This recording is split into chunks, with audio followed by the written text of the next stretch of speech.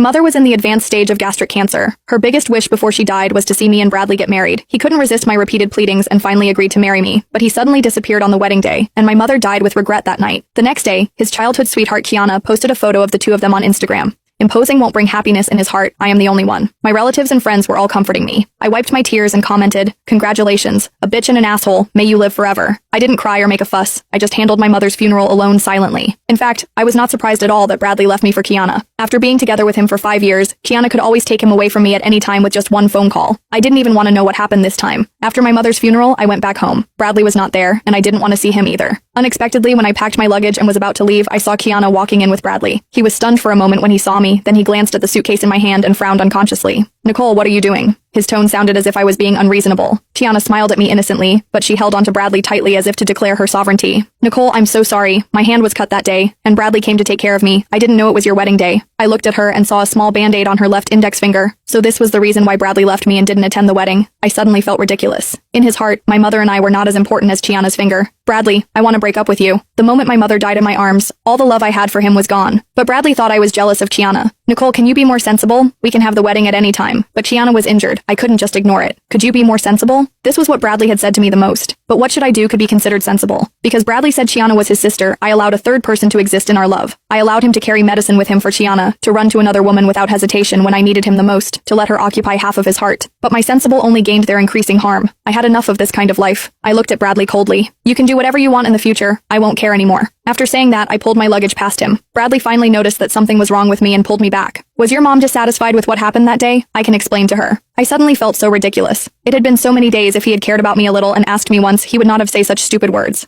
I pried his hand away. "There's no need." I had always been cautious, gentle, and ingratiating myself with Bradley, and had never been as indifferent as I am now. Bradley looked at my back, his eyes stunned for a moment. After coming to his senses, he was about to chase after me, but was stopped by Kiana. "Bradley, this is not your fault. If her mother hadn't pretended to be sick, how could you have been forced to marry her?" I felt like something exploded in my head. Before I realized, I had already slapped Kiana in the face. Bradley, who originally felt guilty towards me, suddenly changed his expression. He subconsciously protected Kiana behind him. His eyes were cold. "Nicole, what are you doing?" I glared at Kiana. "You'd better keep your mouth clean." Kiana was aggrieved. "Was I wrong? If your mother hadn't pretended to be sick and threatened Bradley, how could he marry you?" I looked at Bradley. "Do you think so too?" He didn't answer, but I got the answer from his eyes. Half a year ago, my mother was diagnosed with advanced gastric cancer. She knew she didn't have much time left, and her greatest wish before she died was to see me marry the person I loved and have a good husband. In order to let my mother rest in peace, I begged Bradley desperately and even knelt down in front of him to ask for this wedding. But he thought my mother was pretending, just to force him to marry me. Maybe he always looked down on me from the bottom of his heart.